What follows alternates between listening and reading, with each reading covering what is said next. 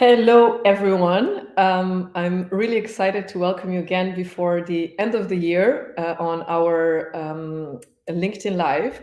My name is Dijana, and with Impact Hero, we started the beginning of this year to hold these monthly sessions about creating this greater awareness about the topic of climate change, biodiversity loss, but also how to address many other challenges that are also mentioned and outlined in the Sustainable Development Goals. This is also one of the reasons why we started our company, is that we also firmly believe that companies can, as with their services, be also to the service to the world. And our vision is to see a world regeneration where also businesses actively contribute to the health of our planet and the humanity, while they can also thrive economically. As we always mention, there are various ways that companies can engage in world regeneration and also healing the planet. Hopefully also your shameless promotion, but if you're still searching for any kind of Christmas gifts, try to bring something back to maybe our Mother Nature. Again, today we will not address so much necessarily the regeneration per se, but the concept of net zero. So addressing businesses to basically limit the global warming to 1.5 degrees is also a mission behind the company of today's very special guest. And I would love to welcome Lubomila to join me. Lubomila is a co-founder and CEO of Plan A, which is Europe's leading corporate carbon accounting, decarbonization, and also ESG reporting software provider. And yeah, first of all, Lu, welcome on stage. Thank you so much for having me. Always a pleasure to share stages and also conversations with you. Thanks, Lubomila. So I already posted yesterday, I said you are truly an inspiring leader, and I'm also very passionate to follow leaders that I look upon to. It's incredible what you have done to bring the topic of sustainability responsibility on LinkedIn and also beyond, in every conference that basically you attend, and equally, I guess, leading with a certain humility and professionalism when it comes to also Plan A, just as an outside observer. So I wanted to, before we jump into the whole topic of net zero, I wanted to ask, what is your story and how did Lubomila got connected to such an important topic? I think it's been a journey of a lot of reflections and also allowing myself to dive into topics that are unfamiliar to me. As you know, on the path of anyone, you take a lot of different steps to navigate what are your passions, what are your talents. I never knew that my obsession with animals was going to turn into a full-time job. What I've always been doing was working in the finance space, also have studied business, not always connecting the dots between sustainability and the domain of social impact. And in 2016, I had a serendipitous journey to Morocco, ended up cleaning beaches instead of surfing. And after this trip, I decided to focus on learning a little bit more about climate change, sustainability, pollution, and how it was impacting our planet. Within close to 12 months, I turned this obsession into a full-time job by, first of all, studying the topic, studying the scientific papers, but then also allowing for a lot of experts to give me their perspective on timelines, a lot of knowledge to be gathered from different stakeholders. In 2017, there was a clear definition of my existence, and that was really that I needed to turn businesses as the vehicle for change of our economy, where the economy was actually starting to value not only nature, but also its existence as a stakeholder within an ecosystem of nature, but also other stakeholders as well. Yeah, I think we definitely passion of cleaning everything that is around us. But I find it really remarkable that how much momentum you're also actually contributing now to really shifting the new narratives when it comes to economy as such. We both came back now from COP in Emirates, in Dubai. So there was a clear message that, yeah, the world will be transitioning away from fossil fuels in energy systems, basically by 2050. That also kind of combined with ambitions of tripling of renewable energy capacities, and I guess that's the main outcome of COP 28. I would love to use your reflection on it. Do you think that was a good outcome for businesses? I think for people like us that work within the domain, the ambition is always not covered, and there's quite a lot of ideas or hopes that you might have when you go to this kind of an event that wouldn't necessarily be met in reality. COP is always an interesting event because you end up speaking, spending time with inspiring leaders, but also leaders that maybe are not necessarily on that speedy trajectory of transitioning. It has been an interesting one for me. I spent close to 10 days there, and what the immediate thought when I got there was, I am hopeful. Seems like after the first announcements were done for the big funding, there was quite a lot of feeling like the momentum was there. I must say the days after didn't feel that fulfilling because there was a lot of even gossip, I would call it, that the topic of fossil fuels was going to be yet again not even mentioned in the text. Why it has been a COP where people, at the end of the day, at least still somewhat feel hopeful, is because I do believe that even in countries where, if you look at the economy, if you look at industry, there's a heavy dependence on oil and gas, there's an understanding that the future is dependent on renewable energy. We can benefit from nature, be it through solar, be it through wind, to continue with our economic activities in a digestible for nature manner. What maybe is always forgotten when you look into COP is actually the fact that it is an event where you not only should rely on the announcements, but also make the most out of it for yourself as a stakeholder within this ecosystem. From that perspective, for me, COP was an incredible success because I was able to meet chief sustainability officers, artists, people like you that inspire me to believe that you don't do the work by yourself. And finally, a lot of actually people from different countries that speak to the reality that they experience, that gives context. So from that perspective, it was a success. Mm-hmm. Yeah, I'm also similarly truly inspired what I've experienced there. Again, a lot of bashing in general, but also so many important topics that have been opened up. And I think also this collective intelligence is something that, yeah, will help us to create kind of new systems or new ways of thinking. And that can only if there are various basically stakeholders engaged. So yeah, I would love to explore now also for everyone that tuned in the concept of net zero. And it has been topic, of course, from the beginning when you started the Plan A.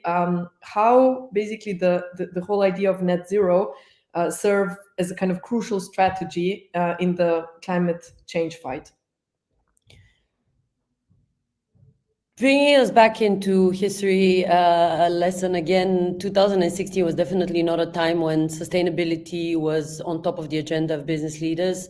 Not because they were disengaged with impact, but because legislation was different. Stakeholders were not necessarily informed about the correlation between economic growth and sustainability. And finally, there was definitely a lot of still focus on maybe trying to achieve growth in times where things were a little bit more maybe stable. Since then, we've had COVID, we've had geopolitical situation that has not been particularly stable. We've had also, of course, increase in emissions. And within this whole paradigm, what we observed and kind of what we analyzed extensively was how do businesses transform in times of instability and also in significant shift that is outside of them. And climate change itself is a definition of this, unfortunately. We've seen it across the board. There's disturbances to supply chains. Access to raw materials also gets disturbed because of particular kind of geographies becoming more of a desert rather than biodiversity heaven. And with this in mind, we've been navigating our clients and our prospects in the explanation of what is sustainability, what does it mean to be a sustainable business, and what are the pathways in which you can achieve this. So in that context, net zero for us is really this idea of understanding where the company is standing today from a qualitative and quantitative perspective. Qualitatively, like, is there a mindset about sustainability? On a quantitative level, it's really about assessing the environmental and the correlated social and governance performance of the company, and then creating this transformation plan. We're lucky to be in a digital setup, so we have a software for that. And ultimately, we explain to businesses through the use of the software of how they can take a step-by-step approach to turn sustainability into an economic benefit. Mm-hmm. And you mentioned just the word, like also sustainability and understanding what actually sustainability even means. Have you shifted your definition from when you started Plan A to where the world is today? What sustainability actually stands for? This is actually an incredibly important question, because I've heard from so many professionals in the sustainability field, I don't want to talk anymore about social impact because this is now a tainted label. Same with sustainability sometimes. I think we definitely live in a bit of a world where you're having to assess like the labels a few times just to understand if they're positively or negatively connotated. But ultimately, sustainability for me always means resilience and means survival. On a business level, a company that is not able to balance its own balance sheet, like on one hand where the costs are and where the levers for revenue are, levers for profit, is one that is not sustainable. What has been missing from the equation in the past is really the idea, actually, how do you coexist with the external environment? And for me, when we have been moving from one definition of sustainability to another in the last few years, it has been, what is a sustainable business from today's perspective, and how do we evolve that? How do we add these missing KPIs? To me, the amount of CO2 that you produce is one element. The amount of kind of use of maybe not so good for the environment materials is an element to that. And finally, of course, like the possibility of engaging your community so that they become an extension of your impact. Nice. And if you were now to say, so we also often, when company would come to us for, of course, our services, we also partner now with Plan A to offer, if anyone wants to go on the path of also more strategically approaching towards net zero, you're the partner that we love to promote. And how would you, maybe everyone that is now listening, how can companies really effectively chart their path towards net zero emissions?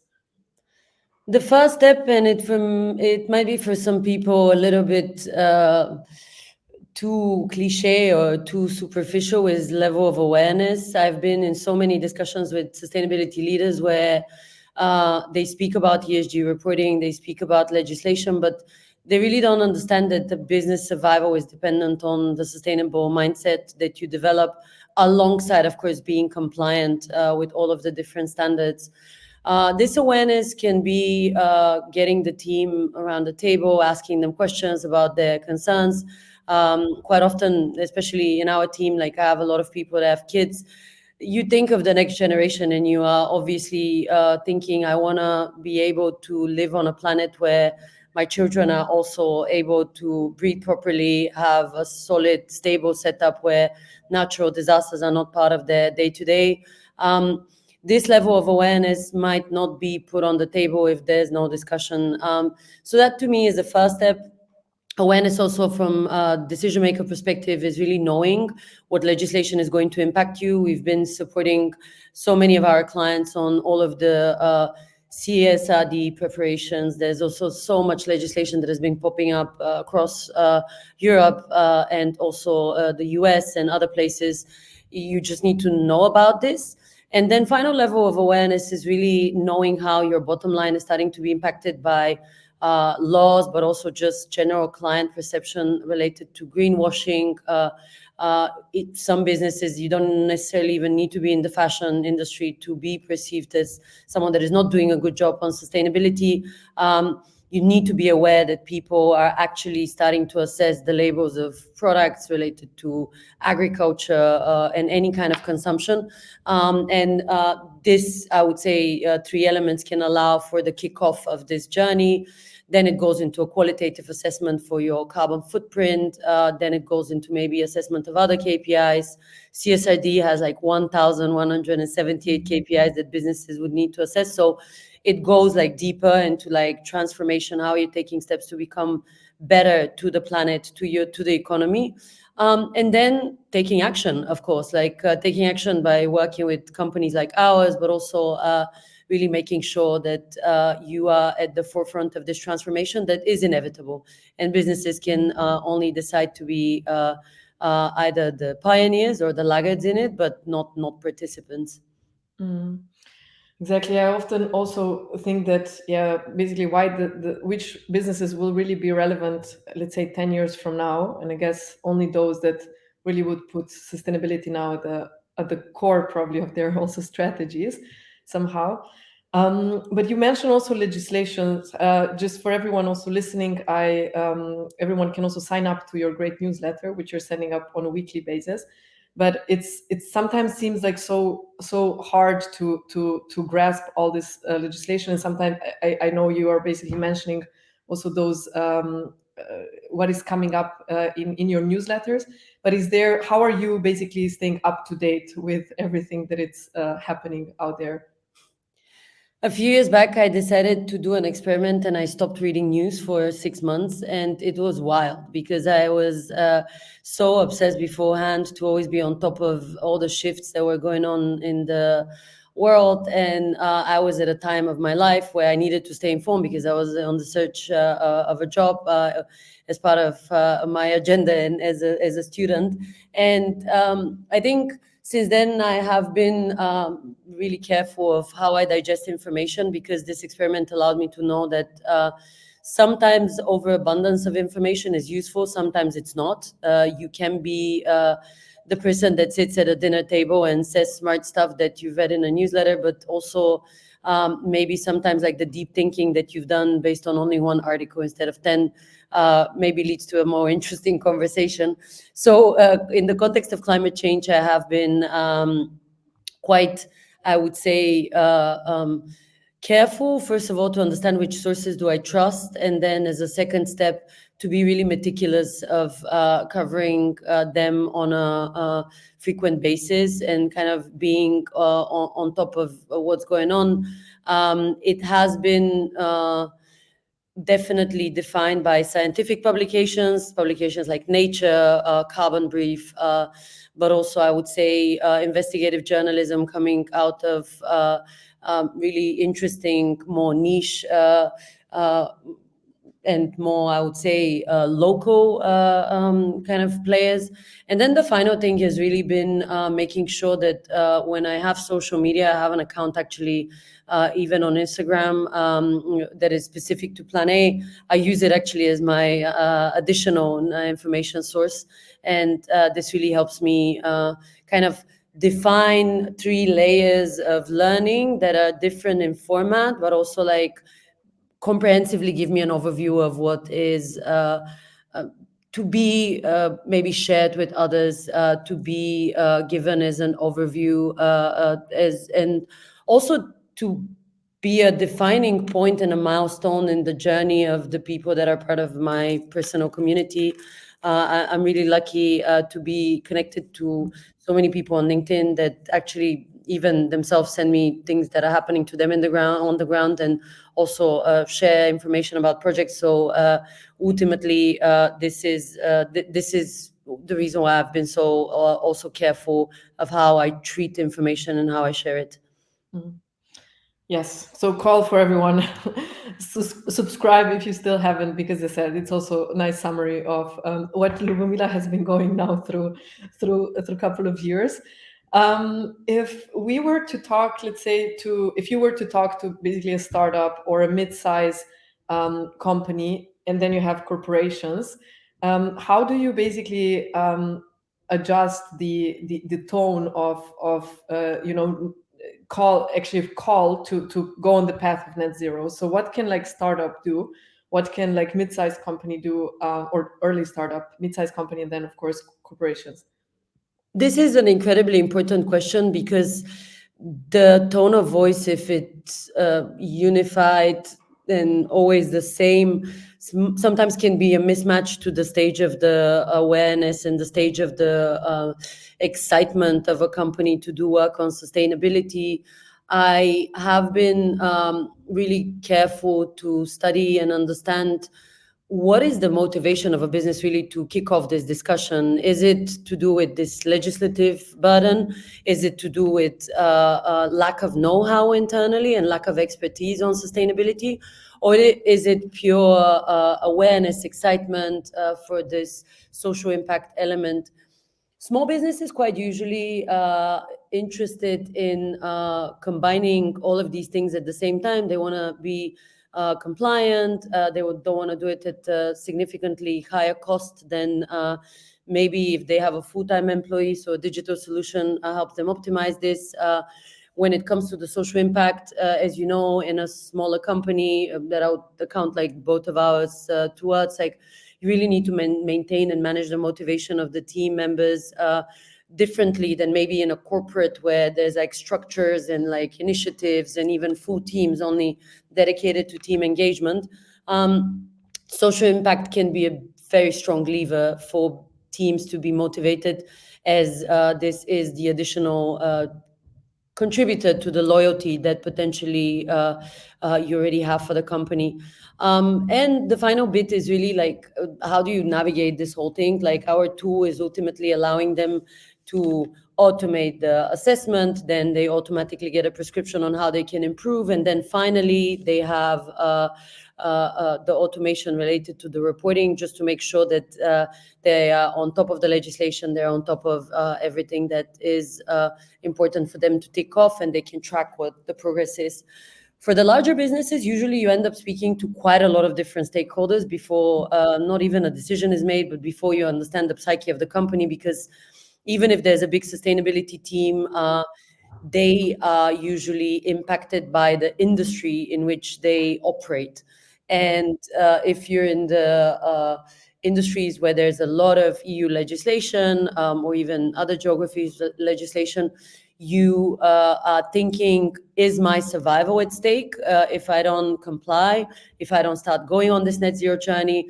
If you're in a business with a complex value chain, you usually need to unpack it. We work with businesses like KFC, for example, and we're working with their suppliers. We're assessing like the stakeholders that are actually creating the value and the impact within the value chain, and they have a different level of awareness about sustainability. So unpacking this, understanding this, it really is a critical element there. Then the transformation journey needs to be packaged in different stages that are aligned to the timeline of the business, timeline of the legislation, plus also the, I would say, community client awareness that sometimes is faster to market than even EU laws. Yeah. And I mean, and you mentioned like interesting now point, of course, changing the narrative based on who are you talking to, and knowing you that, I mean, you're so passionate about this topic, but of course you professionalize it also in so very much. But I'm also sometimes struggling between, this pure intention of businesses that, and call to do something good and to go on this path, versus becoming this whole topic one big only regulatory framework. Because that's also what we often hear now. All these reportings like just becomes just basically reports. Yeah, but how to gain that spark like for net zero also in the businesses?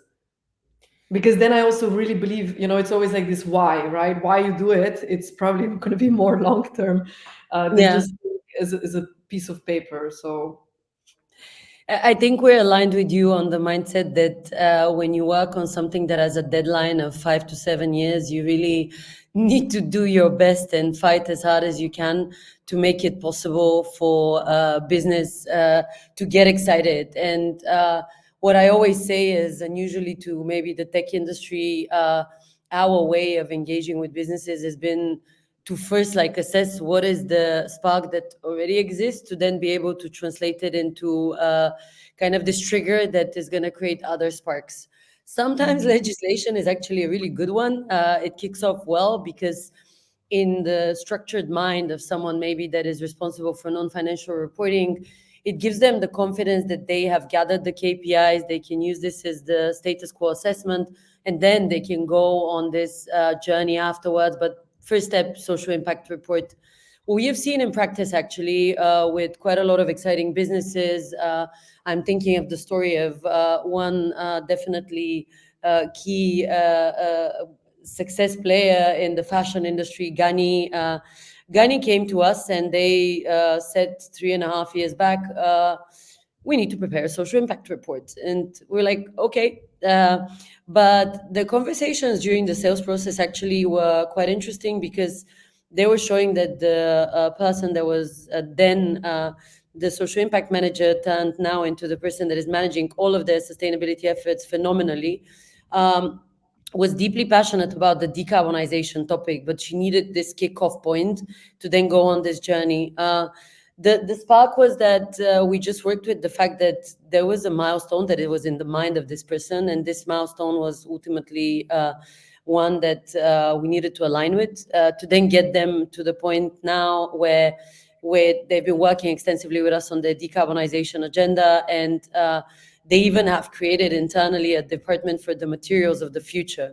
If I think that this has been only 3 years and this is a fashion company that is so well known, it is absolutely mind-blowing. But this collaborative element where we as the experts on sustainability, on the science and the digitization of sustainability on one hand, and then on the other hand, the sustainability team of a company together can allow for this journey to really be successful. The spark is always on both sides. You just need to find the link to get it going.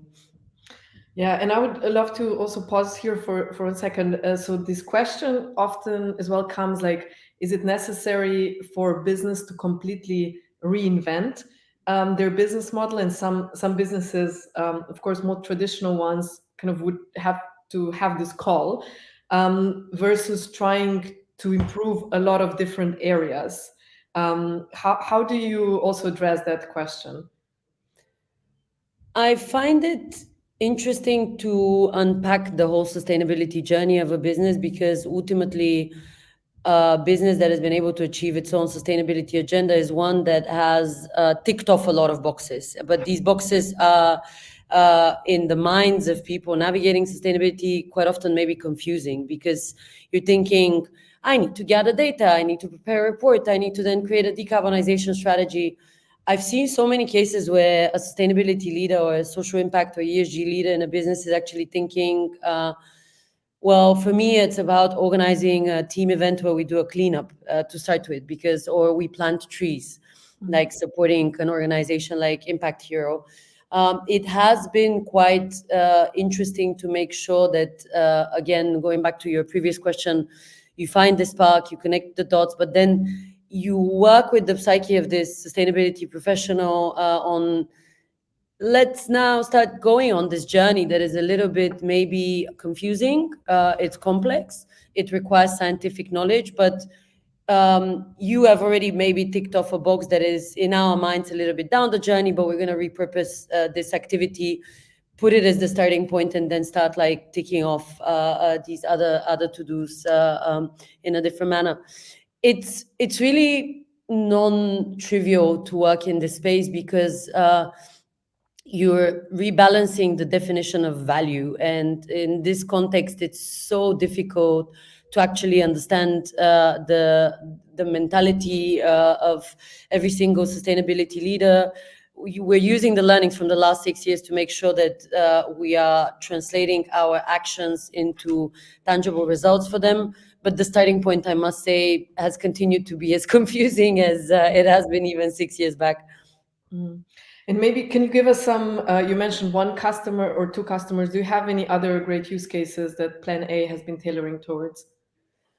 I love the example of BMW because it is a big label. It is, as I found out yesterday, the most tagged company in the world, which is pretty impressive in the age of social media, where fashion is definitely, at least in my mind, dominating platforms like Instagram and others.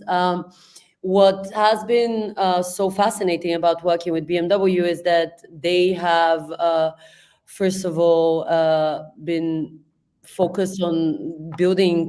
So the way we started working with them was through an accelerator, which was the Respond Accelerator.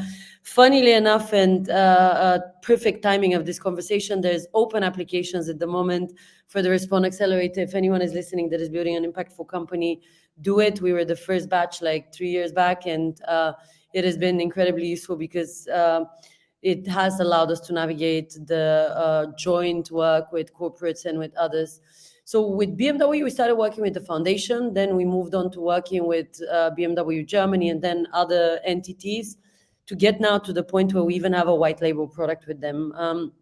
It has been quite insane because we have launched a product that is within the Alphabet, which is the fleet management company of BMW,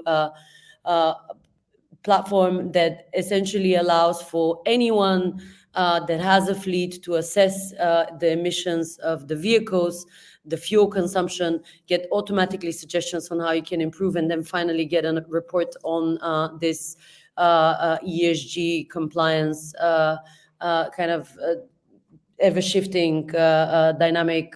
And essentially what we have seen with them is a very didactical, smart, disciplined approach to the transformation that they need to go through. You can imagine that a large corporate like this one is actually maybe a little bit more difficult to unpack than a few hundred-person fashion company in Scandinavia, like the previous example that I gave. We're talking about hundreds and thousands of employees and also hundreds and thousands of suppliers and sub-suppliers. We have seen them this year launch a car that is 50% less material, which is absolutely unraveled. We have now, of course, like this new product with them. And in my view, the most important bit has been the awareness and engagement of the management, the decision makers within the company, who ultimately have shown a lot of leadership in an industry that, let's be honest, is under pressure by 2030 from the EU to stop producing and selling combustion engine cars. So that's another example. I can give plenty more. Carhartt, KFC, I mentioned. Visa is a global exclusive partner. We have a fantastic set of clients, and why I'm so proud of them is because they know that when they work with us, they need to actually roll up their sleeves and go on a journey. Some come with the idea that they only need to do an assessment. Others come with the idea that they need to really decarbonize, be pioneers in that. We try to take all of them on this journey, and we have an amazing team and a product that supports with that. And what would be your view on the responsibility that of companies that goes beyond now compliance? And I'm talking also here words such as regeneration, being multipliers, engage their communities, but also give back to global South, which is now being strongly also affected again, already seeing by climate change. What's your view on that? Well, I smiled, and it's not because your question is funny, but because my heart is still in this one conversation which I had at COP, where I went to the Venezuela stand and I went into a room that was absolutely empty. So for those of you, the listeners that don't have context, when you go into the blue zone, there's different pavilions, and each one of the pavilions is dedicated to a particular country or an NGO like WWF or others. And essentially what was interesting in this situation is that usually these pavilions are used for events, but I came at a moment when there was no one. I wanted to get the agenda because I was interested in maybe joining an event. I wanted to also see what was there, because each one of the pavilions usually has beautiful posters that explain what's going on in the country, explaining also not always the most positive things related to the situation about climate change there. And this incredible person like just saw me, and he started like asking me questions. We had a nice small chat. He gave me context about his country, he gave me materials about it, and he even gifted me a bottle. And you like start seeing essentially within the context of this conversation a reality that is not familiar to you because you don't live in Venezuela. I live in Berlin. And that was one out of many. I was at COP for 10 days, enough time to see actually a lot of these pavilions and get to meet a lot of incredible people from Bhutan, from Iran, from like a lot of different places which are heavily reliant on nature, and are now hoping that the world decides to stop maybe depleting resources, but rather use everything that has been produced. And what was so exciting about kind of going through these experiences is that the projects are there, the people that can do the work on the ground are there, the resources are not, and also the appreciation sometimes of the abundance of nature that is at the end of the day at the core of the production of a lot of different products was not necessarily appreciated. And I think where I'm most excited and where I'm bringing it even back to our clients is that I've seen a level of awareness of like reduction in kind of waste, assessment of opportunities to use like renewable energy, but also empowering stakeholders that are sitting around the world, your suppliers, to become more sustainable. We need to understand that there's no survival of the economy if we don't fixate on a healthy planet that is not divided in south and north, but really is one whole planet, which is how physically it is. And also, if you look at it from an economic perspective, it's still heavily dependent because natural resources do come from places like Brazil, do come from places like Peru, Chile, and others. So answering in a long way, your question is, I am beyond grateful for the experience that I had a week ago, because it gave me an opportunity to yet again remind myself that no one should lose hope, that there's no abundance of ideas and projects. It's a matter of us like being smart enough to make sure that we empower not only people but also communities to just have a good life and make sure that nature is healthy. Mm. Exactly. That's why also when I see, I mean, I don't know, one of the projects we're supporting in Egypt of collection of plastic, and again, it's about giving jobs to people, creating awareness, but in the end, the plastic ends up in our global oceans. And again, reminder that it comes back to us. So, but aside of that, that I'm also always shocked, to know that, I mean, average German contributes to 11 tons of CO2 per year in average, with travel, with consumption, so on. Someone, again, in the global south, Ethiopia, it's maybe 2 tons. And yeah, just bringing those numbers out, it's quite, yeah, I find it incredibly important to yeah, address and talk and think how can we creatively support the global south. You mentioned just one word, and don't have so much time, but I think super important when we talk about economical feasibility. So how can companies really thrive economically? And what would you usually, which are maybe three things that you would usually say, okay, why does investing in climate solutions pay off? And yeah, which arguments would you bring up? We have been studying this space and the progress of businesses for the last few years, as I was mentioning earlier. And I think the good news is that the transformation in the minds of business leaders has not only kicked off, but for those that have decided to stay relevant economic players, be competitive, it is the driving agenda point, especially in times where the economic situation for some businesses is maybe not so stable. We have been looking into this topic from the perspective of what we call essentially the value of money connected to the value of sustainability. We call it internally return on investment on sustainability.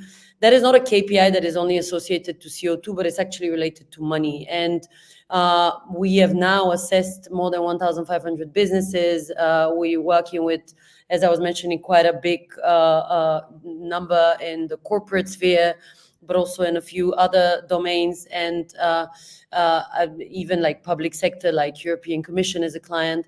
What's interesting to observe is that the set of businesses that decide to fixate on sustainability as something that they have as a KPI for improvement, or a KPI that they want to incentivize leadership through, because there's even bonus schemes related to ESG and other performance criteria related to social impact. You see that they're able to make more revenue.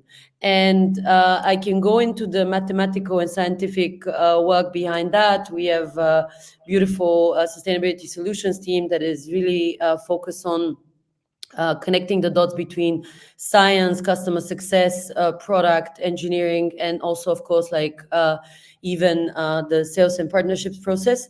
What they did over the summer is really create like this algorithmic formula to allow for this return on investment to be calculated, and the results are absolutely incredible. So bottom line, the more you dive into this topic, the more likely the return on investment is, be it because of the client awareness, be it because of preparedness for legislation where you're reducing significantly your costs, because the more you wait, the more in rush you need to pay maybe some consultant that is charging you hundreds of thousands of euros.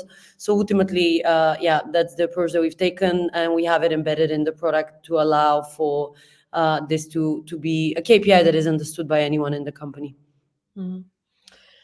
Great. And I see just a couple of comments and aside of a lot of greetings. So that there is, Atilia also mentioning the data, how this quality of data will change for the better using inside and outside in approach, but also maybe Joanna, that I know comes from the design side, and I think that's also really interesting. And that's exactly why I think it's this collective intelligence of solving this such a huge problem kind of also necessary. So Joanna is asking, how is this CSRD, how is this data going to be delivered, who has access to it, and how can actually design also benefit from this data to improve the product services? It has been quite of a wild set of questions that we have received, not only from clients, but also prospects related to CSRD, because let's be honest, it's a complex legislation. It comes from a lot of different angles of assessment that the EU did. Ultimately, if I can sum it up into one sentence, it's really a legislation for the positive contribution and impact that a business can make or should make to the economy, that needs to be translated into a plan that is easy to digest for the legislators, but it allows for the business to kind of, by responding to this new format, prepare for the next few years where legislation is becoming even more stringent. Design is at the core of everything that we do. I think design, if you take a physical product, is probably the reason why something is sustainable or it's not, because you decide for the materials that you're using, you decide for the type of production approaches that you're going to take, you decide for the packaging and so on. So how do I connect this to CSRD? It's really related to when a business assesses its own transformation possibility and necessity in accordance to this new governmental, multi-governmental framework, you need to understand that if today your product is packaged in plastic and it's made out of polyester, the EU is expecting that there will be a proportion of the material that is coming out of renewable energy produced sustainable material, but also that there will be an element even of the engagement with the client where this education about why did we decide to build a sustainable product is translated in the way the product is even consumed. So I would say design has a big part to play. The only issue that maybe still is in the minds of existing designers, is that traditionally universities historically have not fixated on sustainability, and that means that the psyche, the mindset of a designer maybe has not been intrinsically motivated to focus on what is sustainable and what is not. So that's maybe where this person can also spend some time on additional learning if they don't know.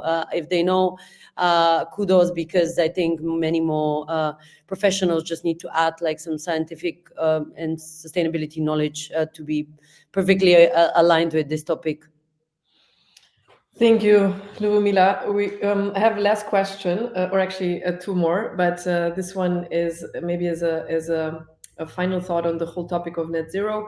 What do you envision in the realm of sustainable business practices and future developments? So, what lies also beyond the pursuit of this big moonshot of net zero? What is beyond? I might sound a little bit dramatic, but if you assess any of the stakeholders and contributors to the economy, what ultimately everyone is trying to chase and achieve is happiness. And I have seen that I have had the life transforming experience of building Plan A because I'm just surrounded by people like you that have cleanness of values and nice to work with and have a lot of interesting thoughts to share. That is not to say that if you don't work in this field, you don't have this alignment to the values, but what I'm saying, it's more when you go on this journey, you really see that it enables people to feel a lot more fulfilled and a lot more motivated. Businesses thrive, they're a lot more successful, and the economic contribution of a business becomes a lot more of one that has a circular mindset embedded in it. I would hope to see that there is a lot more of an alignment to a larger scale transformation of the economy where people and the surrounding us natural ecosystem are together assessed as contributors to success, happiness, prosperity, growth, increase in margins even, because that would allow for businesses really to understand themselves as a contributor in society, where at the end of the day, this whole concept work-life balance is somewhat sounding funny because work is part of life, but maybe it allows for life to be a little bit more connected to work because you are able to connect your values, to connect your thoughts, concerns for society into I would say format where you're contributing 24/7 to something that is changing the economy and is making it more stable. Lubomila, thank you so much. It's already time, a bit beyond time that we expected. Again, it's, as per usual, really always enjoy exchanging with you. I really want to thank you for all the inspiration you bring to the community. Also with another community, the community that you brought up or also co-founded Green Tech Alliance. And a call to everyone to follow Lubomila's work and also, ideally utilize great services of Plan A. I usually end up these talks with the question of what is that? What is one word that the world needs right now? Water. People should drink more water, and people should be a little bit more like water, fluid between different states and going into a flow that is aligned to the external environment. I think it might sound poetic, but there's a connectedness to all of the existence. It just helps to fixate on that. So be like water, my friend. Yeah. Thank you also everyone that contributed with some of the comments. All the topic around net zero, hopefully delivering solutions. And I really thank everyone. Hopefully you bring that a bit of inspiration into your working realm. And talk to you soon. Thank you so much for the fantastic conversation. And we see each other soon. Yes, thanks, Mila. Take care, everyone. Bye-bye.